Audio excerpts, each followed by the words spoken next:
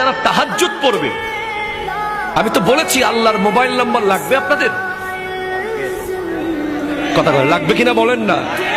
রব্বুল আলামিনের একটা মোবাইল নাম্বার আছে। আমাদের কওমি ঘরানার এক হুজুরের মুখে আমি শুনেছি, আমার খুব ভালো লেগেছে কথাটা। উনি বলছেন আল্লাহর মোবাইল নাম্বার হচ্ছে 222। কেমনে? রাতের 2টা বাজে 2 রাকাত তাহাজ্জুদ, 2 ফোঁটা চোখের পানি। রাতের 2টা বাজে 2 রাকাত তাহাজ্জুদ, 2 ফোঁটা চোখের পানি। আল্লাহর সাথে আপনার কথা শুরু হয়ে যাবে। আরে ভাই, আপনি যদি আমার বছরে একবার ফোন দেন, আমি কি চিনবো আপনাকে? চিনবো না ভাই, বিশ্বাস করেন চিনবো না, কষ্ট হবে।